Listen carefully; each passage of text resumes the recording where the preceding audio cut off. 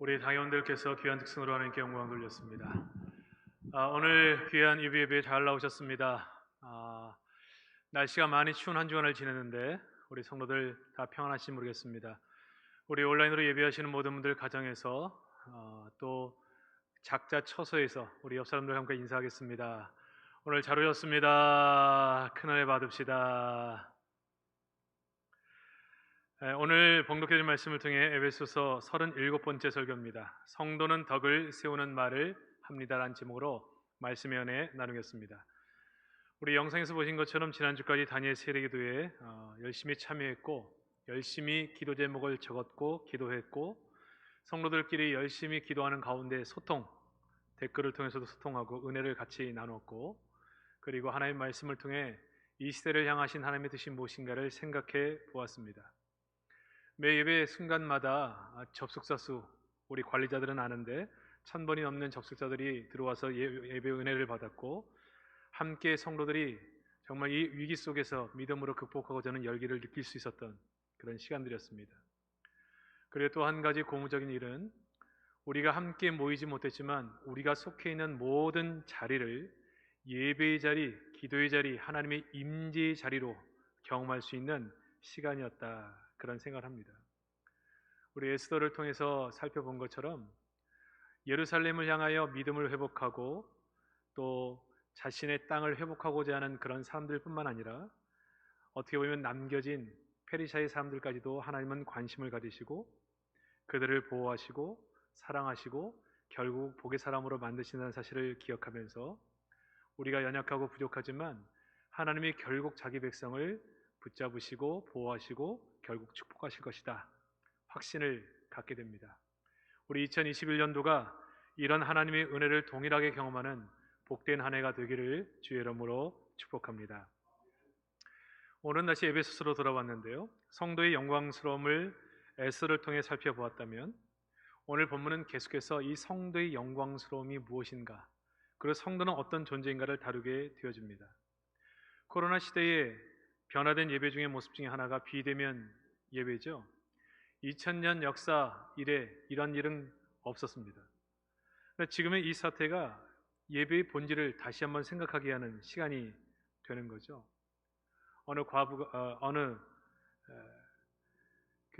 부정한 여인이 우물가에서 예수님을 만나서 우리가 어디에서 예배해야 하는가를 질문했을 때 하나님은 요한복음 4장, 예수님은 요한복음 4장을 통해서 그리심 산도 아니고 예루살렘도 아닌 영과 진리로 예배할 때가 온다, 그런 얘기를 했는데 장소를 절대적으로 생각했던 시대의 예수님은 예루살렘도 아니고 그리심산도 아니고 오직 영과 진리로 예배할 때가 올 것에 대한 얘기를 하셨습니다.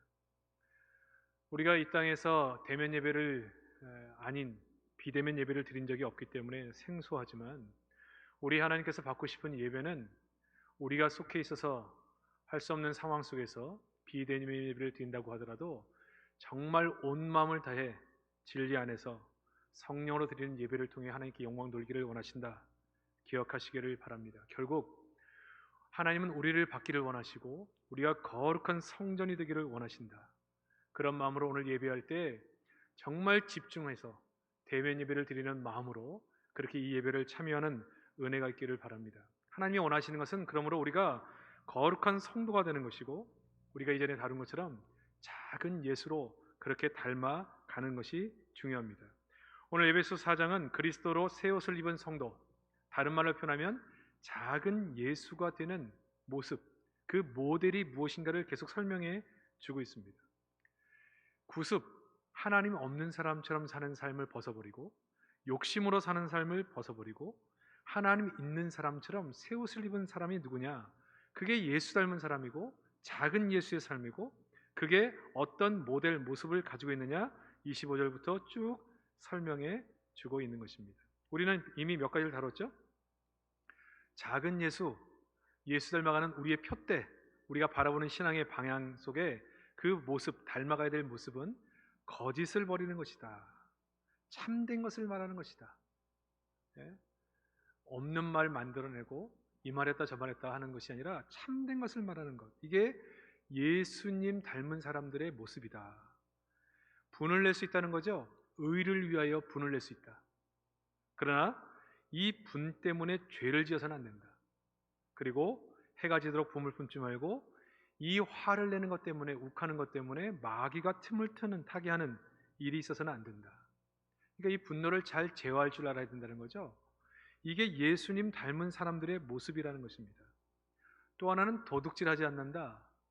남의 것을 훔친 것, 강도질한 것, 그것만을 의미하는 것이 아니라 남의 생각, 남의 공, 남이 가진 것, 남의 시간, 그것을 빼앗는 태도, 남의 돈을 빌리고 갚지 않는 것, 이런 모든 태도, 이건 예수 닮은 사람과 먼 거리다. 예수님 닮은 사람들은 도둑질하지 않는 삶을 산다. 하나님의 것을 도둑질하지 않을 뿐더러 다른 사람의 것을 내 것처럼 빼앗아 쓰는 일이 없다는 것입니다. 또 한 가지는 내가 수고하고 일을 한다는 거죠. 열심히 일한다는 거예요. 예수 믿는 사람들은 세상 사람들보다 더 열심히 일하고, 열심히 일하는 목적은 뭐라? 다른 사람들을 구제한다. 더 어려운 사람을 섬기기 위해서 그렇게 살아가는 것이 성도의 삶, 예수 닮은 사람의 모습, 작은 예수의 모습이라는 것이에요. 그러므로 이것이 우리의 표대예요. 지난번에도 말씀드린 것처럼 저희의 신앙을 다른 사람과 비교하면 가끔씩은 내가 이 정도 하면 됐지, 내가 이 정도 하면 신앙생활이 그래도 열심히 하는 편이지, 이렇게 생각하지만 우리의 표대가 예수 그리스도예요. 예수를 닮은 것이라고 생각할 때는 늘 우리는 부족하죠. 늘 갈 길이 멀었죠. 저도 이 말씀을 통해서 보면 아직도 멀었어요.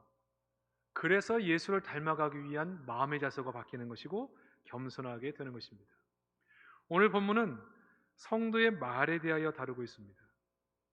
에베소 4장에서 말할 때 부르심에 합당한 삶이 성령이 하나 되게 하신 것을 힘써 지키는 삶이라 이미 말씀해 주셨습니다. 근데 성령이 언제 슬퍼하시느냐? 성령이 하나 되게 하신 것을 깨트릴 때 성령께서는 너무너무 슬퍼하신다, 너무 속상해하신다, 그 얘기를 하는 것입니다. 성도들이 그렇게 할 때 성령께서는 충격을 받고 슬프고 괴로워하신다는 거죠. 여러분, 오늘 본문을 잘 보면 우리 예수 믿는 사람들이 새 옷을 입고 성도답게 사는 모습은요, 윤리 문제를 강조하고 있지 않습니다. 윤리가 아니라, 우리는 유교적 상호 속에 있기 때문에 늘 윤리적인 삶에 대한 얘기를 많이 하는데 실제는 관계 속의 문제를 다루고 있어요. 여러분, 25절에 보면 거짓과 진실을 말하는 것도 이는 우리가 서로 지체가 됩니다. 거짓말하는 것, 거짓을 얘기하는 것, 없는 말을 지어내는 것, 과장하는 것, 이거 다 사람 속에서 하는 거죠. 이렇게 하면 안 된다는 거예요. 예수 믿는 사람들은. 분을 내는 것, 혼자 막 화냅니까? 사람에게 하는 거예요. 관계 속에서 하는 거예요. 도둑질하는 것, 누구 것을 빼앗는 것, 관계 속에서 하는 거예요. 구제하는 것도 결국 관계 속에서 하는 거예요. 여러분, 신앙은 우리가 윤리적으로 깨끗하다, 깨끗하지 않는다, 그게 성수도를 말하는 것이 아니라 관계 속에서 얼마나 성숙한 관계를 가질 수 있느냐, 그게 신앙의 척도라는 거예요. 그러니까 사람에게서, 관계 속에서 인정받지 못하는 신앙은 사실은 문제가 있는 겁니다. 정말 그 사람 참 좋은 사람이다, 참 그 성품이 참 귀한 분이다, 이렇게 인정을 받지 못하는 것은 우리의 신앙생활이 방향에 있어서 문제가 있는 것이다. 우리가 공동체 한 몸인 것을 망각하고 성령이 하나 되게 하신 것을 망각하고 자기 혼자인 것처럼 말하고 행동하고 독불 장군처럼 그런 마음을 갖는다면 이것은 성령께서 큰 충격을 받고 슬퍼하시고 근심하신다는 얘기가 오늘 말씀의 핵심입니다. 그 말씀의 중심 속에서 오늘 다루고자 하는 것은 말의 문제예요. 말. 성령의 하나 되게 하신 것을 말을 통해서 깨는 것은 성령을 근심하게 하는 것이다. 우리는 성령을 근심하게 하는 것 엄청난 죄라는 것을 알고 있잖아요. 근데 성령을 근심하게 하는 것이, 성령이 하나 되게 하신 것을 깨는 행위가 성령이 근심하게 하는, 성령을 속상하게 하는, 슬프게 하는 일이라는 사실을 기억해야 한다는 것입니다. 그래서 첫 번째 다룰 수 있는 것은 뭐냐면 성도의 말은 성령을 근심하게 해서는 안 된다는 거죠. 오늘 본문을 보면 29절 더러운 말을 입 밖에도 내지 말라 하고 오직 덕을 세우는 데 필요한 말을 하라 하고 30절 그리고 하나님의 성령을 근심하게 하지 말라고 연결되어 있습니다. 성령이 근심하는 것이 말이랑 연결되어 있어요. 말로 성령을 근심하게 하지 말라는 겁니다. 물론 오늘 이 성령을 근심하지 말라게 하는 것은 25절부터 32절까지 전체를 다 받는 거예요. 거짓말함으로 성령을 근심하게 하지 마라. 분노함으로 성령을 근심하게 하지 마라. 도둑질함으로 성령을 근심하게 하지 마라. 그렇게 말하고 말로 성령을 근심하게 하지 마라. 여러분 성도들이 이 말을 통해서 말을 조심하지 않으므로 공동체를 분열시키거나 사람과 사람 사이를 갈라놓거나 싸움을 일으키는 이 말과 행동은 수많은 사람을 영적으로 죽게 만드는 슬픈 일입니다. 그런데 가장 슬퍼하시는 분이 누구냐? 성령이 슬퍼하신다는 거죠. 왜? 성령이 하나 되는 것을 만드셔서 우리에게 하나됨을 힘써 지키라고 주셨는데 이게 말로 다 깨는 거예요. 말로. 그러니까 성령이 그 얘기를 들을 때마다 너무너무 가슴이 아픈 거예요. 너무 속상한 거예요. 너무 근심이 되는 것입니다. 그렇게 하는 말을 오늘 본문은 더러운 말 이렇게 표현했습니다. 하나됨을 깨는 것, 지도자와 성도 사이를 이간시키는 말, 점점 멀어지게 하는 말, 성도와 성도를 서로 싫어하게 하고 미워하게 하는 말, 누군가를 미워하고 비난하게 하는 말, 하나됨을 깨는 모든 말이 더러운 말, 더러운 말이다. 여러분 이 더러운 말은 마태복음 7장에 나쁜 나무가 나쁜 열매를 맺는다고 할 때 같은 단어를 쓰고 있어요. 더러운 말, 나쁜 나무. 그러니까 여러분 이것을 윤리적인 문제로 접근하는 건 아니라 그랬죠. 여기서 말하는 말은 나쁜 말은 음담패설 뭐 이런 윤리적인 말을 말하는 게 아닙니다. 어떤 말을 말한다고요? 중상모략, 비방, 뒤에서는 험담, 자기를 과시하는 말, 거친 말, 냉소, 비꼬는 말, 상처를 주므로 공동체의 하나됨을 깨는 말을 가리키고 있다는 것입니다. 이 하나됨을 깨는 말은 덕을 세우지 못하고 공동체를 깨기 때문에 함께하는 것을 막기 때문에 누군가에게 상처를 주기 때문에 공동체가 깨지기 때문에 이런 것은 성령이 근심하는 말이다. 29절을 다시 읽어보면 이런 무릇 더러운 말은 입 밖에도 내지 말라. 이게 그런 말이 될 수 있을까? 이렇게 의심이 돼도 아예 말을 하지 말라는 거예요. 그런 말은 아예 꺼내지도 말라는 거예요. 도리어 어떤 말을 하라고요? 오직 덕을 세우는데 소용이 되는 대로 선한 말을 하여 듣는 자들에게 은혜를 끼치게 하라. 은혜로운 말을 하라는 은혜로운. 더러운 말의 반대인 선한 말의 역할이 뭐냐? 덕을 세우는 말이라는 거예요. 덕을 세우는 것. 이 덕을 세운다는 이 말은요, 프로스 오이코노멘이라는 헬라어에서 나왔습니다. 오이코스란 말은 많이 들어봤죠? 하나님의 집을 의미하는데 다른 말로 표현하면 성도를 의미해요. 성도. 프로스, 무엇을 위하여? 그러니까 집을 세우기 위해서 필요한 말을 하라는 거예요. 근데 이 집이 성도를 가리킨다 그랬죠? 그러니까 성도를 세우는데 필요한 말을 하라는 거예요. 성도를 세우는데 필요한 말은 교회 안에서 해야 될 말이라는 거예요. 그러니까 교회는 사람들이 어떤 모임에서 모이던 누군가 모이던 말을 할 때 성도를 세우는 말 이외의 말들은 안 하는 게 좋습니다. 이 말을 통해 누군가가 세워지겠구나, 누군가가 격려를 받겠구나, 힘을 얻겠구나, 이 말을 누군가 들었을 때 힘을 얻어 하나님께 더 가까이 가겠구나, 믿음으로 성장하겠구나, 그런 말이 아닌 것은 하지 않는 편이 낫다. 어떤 말을 저 해야 된다고요? 사람을 세우는 말을 해야 된다. 교회의 목적이 덕을 세우는 것, 사람을 세우는 것, 교회를 세우는 것이기 때문에 그렇습니다. 다른 책에 상처를 주며 공동체를 무너뜨리는 악한 말이 아니라 공동체의 하나됨과 성장에 이바지하는 선한 말을 해야 한다. 그럼 우리가 피해야 될 말들이 어떤 것이냐? 이런 측면에서 보면 과격한 말, 다듬어지지 않은 거친 말은 조심해야 됩니다. 여러분 거친 말을 자주 하다 보면요 점점 자기가 조절하지 못하게 되고 자주 하게 되고 습관이 돼요. 여러분, 욕하는 사람, 이 욕도 하다 보면 습관이 됩니다. 욕을 안 하는 사람은요, 욕이 굉장히 어색해요. 근데 욕을 자주 하는 사람들은요, 욕이 들어가지 않으면 문장이 연결이 안 돼. 너무 습관이 돼가지고. 그래서 욕이 들어가야 문장이 연결이 돼요. 네, 문제죠. 화도요, 자꾸 자주 내면 이 화가 몸에 습관처럼 익어버립니다. 그러므로 자기가 조절이 되질 않아요. 말이 막 나오게 돼요. 흥분이 되면 절제를 못해요. 결국 듣는 사람으로 하여금 큰 상처를 주게 되는 것입니다. 그러므로 우리는 과격한 말, 거친 말, 참지 못하고 내놓는 말들은 조심해야 됩니다. 왜냐하면 이것이 교회의 목적인 성도를 세우는 일과 동떨어진 일이기 때문에 그렇습니다. 이런 일을 볼 때 성령은 가슴 아파하는 거예요. 왜 교회 공동체가 어려울 때 마음이 아픈가? 성령의 모습, 성령이 탄식하며 눈물을 흘리며 가슴 아파하는 모습을 보기 때문에 우리의 마음이 너무너무 힘든 거예요. 그러니까 믿음의 사람들이 이것을 알기 때문에 눈물로 그 모든 문제를 끌어안고 하나님 앞에 기도할 수밖에 없는 것입니다.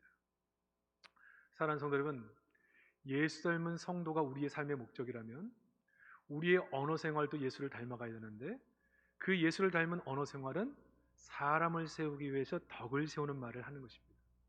2021년도가 우리의 말을 통해 수많은 사람을 세우는 덕을 세우는 말이 되기를 주의 이름으로 축복합니다. 이 덕을 세우는 말은 또 어떤 말을 하지 말아야 되느냐? 자기 과시의 말, 상대의 비난의 말을 피해야 됩니다. 과시, 내가 이런 사람이야, 내가 이렇게 힘 있는 사람이야, 내 말 한마디만 안 되는 게 없어, 이런 자세는 굉장히 위험한 자세고, 이런 말을 하려고 하다가 생각이 들면 아차, 내가 또 실수하고 있구나. 나를 과시하려고 하는 말은 절제해야 돼요. 왜냐하면 나를 과시하는 말이 누군가에게는 상처를 줄 수 있기 때문에 그렇습니다. 여러분, 예를 들어서 우리 자녀들이 공부를 잘했어요. 근데 공부를 못하는 자녀를 둔 성도가 있어요. 근데 말을 열 때마다 우리 자식들이 어느 대학을 다니는지, 공부를 어떻게 잘했는지를 자꾸 얘기하게 되면 나는 의도를 가지고 얘기하지 않았지만 그것을 듣는 사람은 마음에 계속 상처를 입습니다. 아니, 그게 무슨 상처 입을 일이냐? 그렇게 말할 수 있지만 듣는 사람은 그렇지가 않아요. 그러므로 내게 힘이 있거나 가진 것이 있거나 누리는 것이 있을 때 내가 지금 내 말을 듣는 사람들이 어떤 위치에 있는가를 잘 생각하고 배려하는 자세가 우리 가운데는 필요한 거예요. 신앙 문제 때문에 아이들이 너무 속을 썩여서 힘든 사람이 그 고민거리를 꺼내내는데, 우리 아이들은 어릴 때부터 참 주일날 빠진 적이 없고 믿음 생활 잘한다고 얘기해버리면 그 말이 옳은 말이죠. 그리고 신앙교육 자식인 것도 맞죠. 그러나 그 말 자체가 누군가에게는 상처가 될 수 있다는 것이에요. 그러니까 성도는 자랑하지 않습니다. 에베소서의 말씀의 핵심이 그거잖아요. 성도는 자랑하지 않아요. 왜? 원래 내 것이 없기 때문에. 여러분, 우리의 것이 원래 없어요. 다 하나님의 은혜죠. 하나님이 주신 거예요. 그러므로 자랑할 때도 조심해야 돼요. 이것이 내 자랑이 안 되도록, 나의 과시가 되지 않도록, 내게 힘 있는 것, 내가 가진 것을 자랑하지 않도록. 왜? 이 말이 누군가에게는 상처가 될 수 있기 때문에. 덕을 세운다는 것은 사람을 세우는 거예요. 내 말을 듣는 사람들이 이 말을 듣고 어떻게 용기를 가지고 더 믿음으로 정진하고 하나님을 붙잡고 믿음으로 살기를 원하는 마음이 생길까? 그게 선한 말, 덕을 세우는 말인 것입니다. 또 한 가지 피해야 될 말은 명령조의 무례한 말, 은근히 남을 치는 말, 이렇게 꼬아서 하는 말, 그런 말은 피해야 되겠죠. 이런 말들은 입 밖에도 내지 말아야 됩니다. 이런 말이 나오려고 할 때 내 입을 틀어 막아야 돼요. 그리고 십자가에 못 박아버리고, 옛사람은 예수와 함께 죽었기 때문에 그 나의 언어 생활, 옛사람의 언어 생활도 함께 죽는 겁니다. 왜냐하면 이 말이 성령을 근심하게 하기 때문에, 성령을 속상하게 하기 때문에. 그러므로 우리는 할 수만 있다면 늘 덕을 세우는, 사람을 세우는 말을 할 수 있어야 되겠고, 이런 말을 통해 쓰임 받을 때 내 주변에 수많은 생명이 살아나는 역사가 일어나게 되는 것입니다. 사랑하는 성도들, 2021년도에 정말 오직 그리스도 예수의 푯대를 향해 달려가는 우리 모두가 예수 닮기를 원하여서 이 언어의 생활에 하나님의 은혜와 축복의 변화가 있는 귀한 한 해가 되기를 주의 이름으로 축복합니다. 두 번째는 성도는 덕을 세우는 데 사용되는 선한 말을 해야 된다 얘기하고 있죠. 9절을 다시 읽어보면 19절을 다시 읽어보면 무릇 더러운 말은 너희 입에도 내지 말고 오직 덕을 세우는 데 소용되는 대로 선한 말을 하며 듣는 자들에게 은혜를 끼치게 하라. 소용된다. 뭐죠? 필요하다는 말이죠. 사람을 세우는데 필요한 것, 덕을 세우는데 필요한 말을 하라는 것. 사람을 세우는데 필요한 말. 어떤 말을 해야 이 사람이 세워지겠는가? 그럼 여러분, 죄를 짓고 슬퍼하는 사람들이 있습니다. 정말 그것 때문에 괴로워하는 거죠. 이 죄를 짓고 슬퍼하는 사람에게 당신이 한 죄가 얼마나 큰가를 얘기하는 것은 별로 도움이 되지를 않습니다. 하나님께서 우리를 사랑하실 때 어떻게 사랑하시고 용서하셨는지, 그리고 당신이 하나님께 나가면 하나님은 반드시 우리를 만나 주신다. 당신을 맞아 줄 것이다. 함께 용기를 내서 하나님께 나아가자. 뭔가 잘못을 크게 했을 때 냉소적인 눈으로 비난하고 비판하는 것, 하나님께 더욱 나오지 못하게 만들겠죠. 그럼 우리의 생각이 이겁니다. 성령께서 말하는 이 말의 태도는 덕을 세우는 것, 사람을 세우는데 필요한 말을 해야 되는데, 이렇게 죄 가운데 빠져서 흔들리는 사람들에게 무슨 말을 해야 이분이 용기를 가지고 하나님께 나올 수 있을까? 이거를 생각하고 지혜를 구하면서 그분에게 말을 해야 한다는 것입니다. 자잘못 따져봐야 소용이 없어요. 잘못한 이 사람이 어떻게 하면 하나님께 나와서 회개하고 하나님의 은혜를 구하게 할 수 있을까? 그거를 생각하는 것입니다. 상대방이 하나님의 은혜와 축복을 깨달을 수 있도록, 죽게 나올 수 있도록 용기를 줘야 되는 거죠. 자녀가 원하는 대학에 못 들어간 성도가 있습니다. 이때 절대로 피해야 될 것은 우리 아이들이 얼마나 열심히 해서 좋은 대학을 다니고 있는지, 이런 말은 절제해야 됩니다. 이런 아이들이 하나님의 은혜 가운데 그 아이들이 얼마나 좋은 면이 있는지, 얼마나 그 아이들을 볼 때마다 이런 감사가 있었는지 얘기해 주는 것이 그 사람을 세우는 거죠. 그 사람을 위로해 주는 것이죠. 다시 한번 믿음으로 설 수 있도록 용기를 주는 것이죠. 몸이 아픈 사람, 가난한 사람에게 절대로 건강 자랑해서는 안 되겠죠. 넉넉해서 평안하고 뭘 누리고 있는지 얘기해서는 안 되겠죠.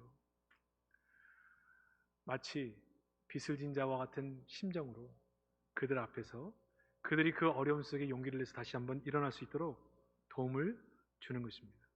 고난 중에 있는 성도들에게 이 고난 속에서 에스더처럼 하나님은 우리를 잊지 않고 어떻게 우리 가운데 함께 하시는지, 끝까지 성도를 어떻게 보호하시는지, 우리를 도와주시는지 그들에게 이야기해 주는 겁니다. 근데 어떤 분들이 저에게 그렇게 얘기를 해요. 목사님, 저도 그런 얘기를 하고 싶은데 습관이 안 돼서, 훈련이 안 돼서 잘 못하겠습니다. 여러분, 그때 필요한 것이 뭐냐면 그때 하나님께 기도하시는 거예요. 내가 어떤 말로 사람들을 세울 수 있을지 모르겠다.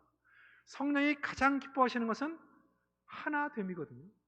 근데 그렇게 필요한 것을 위해서 하나님께 기도하면 하나님이 100% 지혜를 주십니다.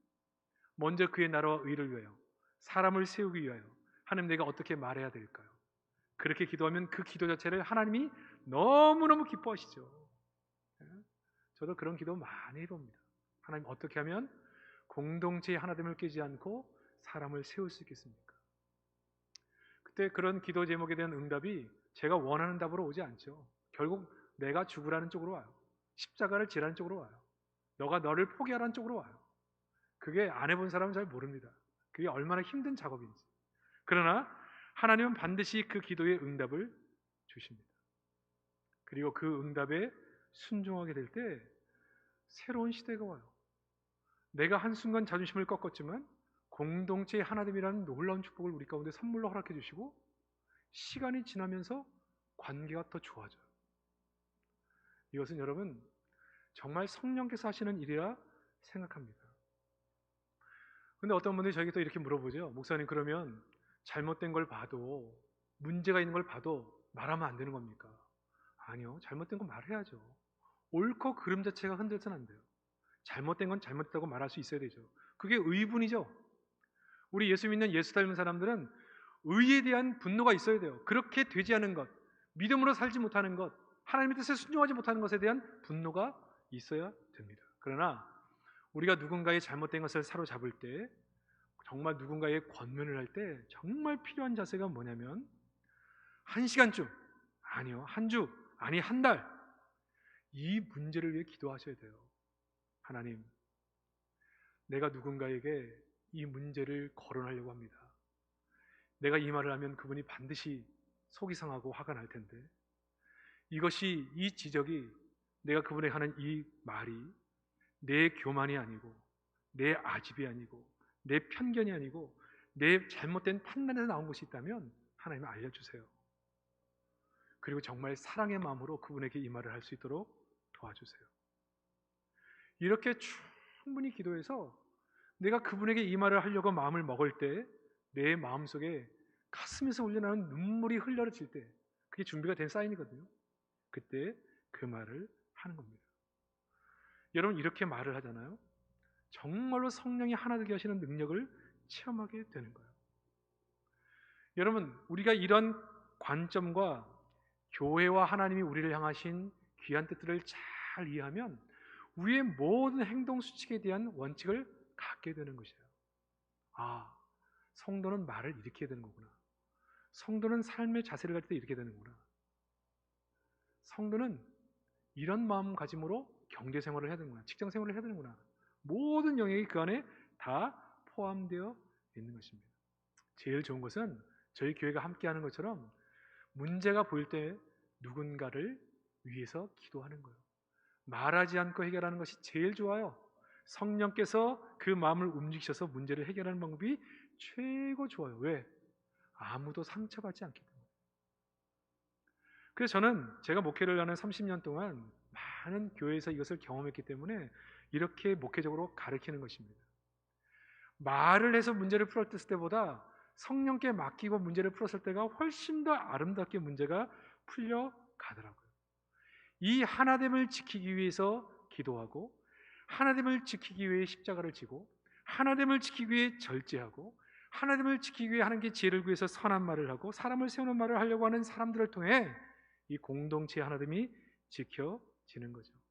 그래서 교회는 용서하고 사랑해주고 세워주고, 죄인들이 들어와 변화돼서 새로운 사람이 되어지고, 낙심했던 사람들이 용기를 얻고 새롭게 도전하게 되어지고, 이것이 우리가 꿈꾸는 교회고 우리 주님께서 꿈꾸는 교회의 모습이죠. 잠언 25장 12절을 보면 슬기로운 자의 책망은 청종하는 귀의 금고리와 정금 장식이라. 슬기로운 자의 책망, 이 슬기로운 자의 책망을 어떻게 따는 거예요? 앞에서 말한 것처럼 그렇게 오랫동안 기도하면서 하나님의 지혜로 사랑으로 했던 권면, 이게 사람을 살려요. 이 권면이 충분히 준비해서 누군가에게 권했던 이 말이. 그러나 우리는 이러한 과정을 거치지 않고 생각이 난 대로 말을 해버리기 때문에 이것이 누군가에게 상처를 주게 되는 것입니다. 예쁘게 말해야 된다는 거죠. 정중하게 사랑으로 얘기할 수 있어야 한다.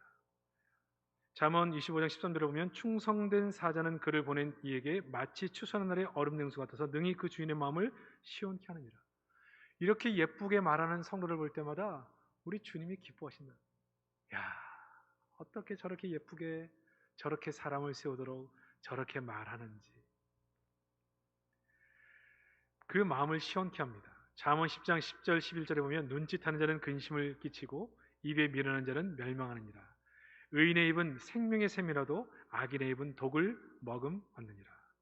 눈짓한다, 은밀한 신호를 보내는 자, 진실하지 않은 마음을 가진 자. 근데 그런 자들이 뭔가 의도가 있고 숨은 뜻이 있고 입도 미련하다, 그런 얘기를 해주는 겁니다.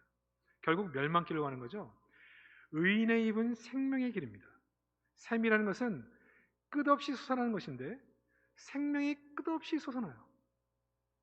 그래서 내가 함께 교제하고 말을 하는 사람들은 자꾸 믿음이 생겨요. 자꾸 하나님을 사랑해요. 더욱더 교회를 사랑해요. 더욱 교회 앞에, 믿음 앞에 자신의 삶을 들여 헌신해요. 십자가를 지고 함께 따라하는 사람이 돼요. 왜? 생명이니까, 생명. 근데 어떤 사람들의 입은 그 말을 들으면 들을수록, 함께 교제하면 교제할수록 자꾸 믿음에서 떠나요. 자꾸 부정적이 돼요. 자꾸 비판적이 돼요. 자꾸 믿음에서 떠나고 교회에서 떠나고 믿음의 삶에서 떠나고 결국 교회를 떠나고 믿음의 자리에서 떠나는 그런 삶의 모습으로 나타나요. 왜? 그 입술에 뭐가 있기 때문에요? 독이 있기 때문에. 우리 성도의 말은 생명이에요. 생명. 나를 통해 수많은 사람들이 생명이 살아나고 그 생명으로 인해 하나님을 닮아가고 헌신하고 믿음의 사람으로 살고 이런 생명을 살리는 말이어야 되거든요. 성도들의 말은 오랫동안 영혼을 남기면서 사람을 기쁘게 하고 은혜를 끼치고 그 사람을 만남으로 영혼이 살아나고 신앙의 힘을 얻고 용기를 주고 위로가 되고, 그래서 결국 믿음의 큰 일꾼이 돼서 교회를 섬기는 사람이 되어야 되는 거예요. 그래서 여러분, 내 언어 생활이 어떠한가를 살피려면 내가 정말 가까운 사람들이 나의 말을 통해 어떤 열매가 있는지를 살펴보시면 돼요. 나를 만나는 사람들이 나를 통해서 믿음이 더 자라고 교회를 더욱 사랑하고 정말 교회 앞에 믿음으로 헌신하며 살아가는 사람들의 열매들이 내 말을 통해 나타나고 있는지, 이상하게 나랑 가까운 사람, 내 말을 많이 들은 사람들이 점점 믿음에서 떠나고 심지어는 교회도 떠나고 심지어는 믿음을 다 잃어버리는 열매로 나타나는지, 그건 내가 했던 말에 대한 결과거든요. 내 주변에 사람이 자꾸 모이고 사람을 세우는 것들이 하나님이 원하신 뜻인데 그렇게 되지 않는다면 그 이유와 원인을 찾아볼 수 있어야 되는 것이에요. 저는 이 2021년도가 그리스도 예수의 표대를 향해 달려나가는 중에 여러분 주변에 영혼들이 모이는, 사람이 모이는 은혜가 있기를 주의 이름으로 축복합니다. 그리고 여러분의 말을 듣는 수많은 사람들이 그 영적으로 예수님을 닮아가고 믿음으로 성장하고 믿음으로 자라가는 사람들이 되고 교회를 더욱 사랑하고 자신의 사명들을 감당해낼 수 있는 믿음의 사람으로 변화되는 역사들이, 그 생명의 역사들이 우리의 입술을 통해 나타나기를 주의 이름으로 축복합니다. 이것은 우리의 가정에서도 마찬가지예요.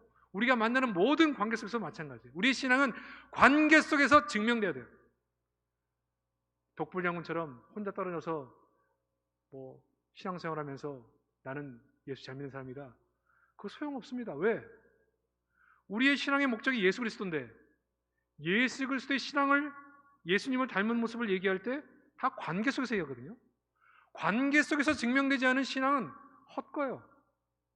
관계 속에서 증명되지 않은, 인정받지 못하는 신앙생활은 정말 문제가 있습니다. 근데 오늘 본문은 이 말에 대한 얘기를 합니다. 말. 이 말을 통해 내 평생에 사람들이 모이고 믿음의 사람들이 나타나고 믿음이 자라가고 하나님을 더욱더 사랑하고 사람들을 사랑하는 삶의 열매가 있어야 돼요. 그래서 제가 늘 말씀드린다 그러잖아요. 누군가 옆에 사람들이 어떤 분들인가, 저분을 만나면 어떻게 변하는가, 이걸 너무 유심히 보는 거예요. 왜? 그게 우리 안에 있는 거니까, 우리의 마음속에 있는 것이니까, 우리의 마음에 있는 것이 말로 표현하는 것이기 때문에 그게 우리의 삶이고 우리의 신앙이거든요. 그래서 이것이 굉장히 중요한 것이죠. 근데 우리가 예수 잘 믿고 예수 닮아가는 과정 속에서 내가 믿음의 말을 하는 삶을 산다, 가정이 변하겠죠. 사람이 믿음으로 살아나겠죠. 관계 속에 은혜가 넘치겠죠. 이런 말을 하는 사람이 직장에 있다, 이웃과 함께 지낸다, 생명이 살아나겠죠. 이분 옆에서 예수 믿고 살피는 사람들이 생겨나겠죠. 사랑하는 성도 여러분, 우리의 신앙이 본질을 붙잡지 않으면 이런 정인이 사태 같은 사태가 나타날 수밖에 없습니다. 교회 열심히 안 다녔겠어요? 교회 열심히 다녔어요. 교회 안 다니면 매 맞으면서 갔어요. 그런데 정말 본질, 예수 믿는 게 뭔가? 우리가 예수 닮아가는 거 아닙니까? 예수 닮은 것은 생명을 살아가는 거잖아요. 생명 살리는 거잖아요. 생명. 아니 근데 말로, 행동으로 생명을 죽이는 역할을 해요. 그리고 그것이 믿음으로, 신앙으로 잘못된 생각이 없어요. 평생을 그렇게 신앙생활을 했는데 하나님 보실 때는 정말 가슴 아픈 결과가 나타날 수 있다는 것입니다. 그러므로 세 번째, 성도는 그 마음을 은혜로 관리해내야 이런 선한 말을 할 수가 있다는 것입니다. 마태복음 23장 34절 35절에 보면 이렇게 말씀하시죠. 독사의 자식들아 너희는 악하니 어떻게 선한 말을 할 수 있느냐. 무슨 말이라고요? 마음에 가득한 것이 입으로 나오기 때문에 내 마음속에 가득한 것이 입으로 나오고 그 입으로 나온 것 때문에 내 주변의 사람들이 영향을 받는 거예요. 그것이 삶의 열매가 되는 거죠. 그러니까 우리가 이 마음 관리, 은혜로 나의 마음을 관리내지 못하면 절대로 선한 말이 나올 수가 없어요. 이건 예배를 많이 드린다, 기도한다 그런 의미가 아닙니다. 내가 예배를 드리고 기도하는 과정 속에 하나님의 은혜가 내 가운데 머물러 있는 만큼 내 안에서 생명이 나오는 것이고 그렇지 못할 때 내 안에서 독이 나오는 거예요.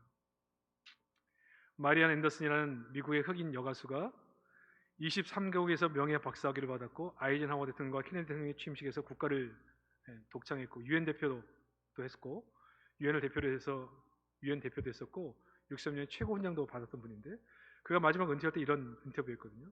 나인 노예밖에 살 수 없는 인간이었지만 하나님께서 나를 사랑하셔서 내게 은혜를 주셔서 아름다운 목소리로 하나님을 섬길 수 있었다. 그러므로 하나님께 영광과 찬송을 올려드립니다. 이게 그분이 은퇴할 때 했던 말이에요. 저희 대한민국에서 이렇게 말할 수 있는 정치인들이 있었으면 좋겠어요. 한 인간의 마음속에 하나님을 모시니까 피해의식으로 평생을 도끼를 품고 사람을 죽이고 그렇게 살 수밖에 없는 인생이었음에도 불구하고 하나님의 은혜로 말미암아 그의 입을 통해 수많은 사람을 살려낸 일을 했다라고 고백하는 것이죠. 그러므로 우리가 정말 예수 닮은 삶을 살려면은 우리의 마음이 은혜로운 마음으로 잘 관리되어야 돼요. 이런 비대면이든 대면이든 정말 하나님과 가까이 하는 2021년이 되시기를 주의 이름으로 축복합니다. 예루살렘에 있던 페르시아에 있던 우리가 어느 곳에 있던 어디서 예배를 드리던 우리의 마음이 주님과 함께 있어야 돼요.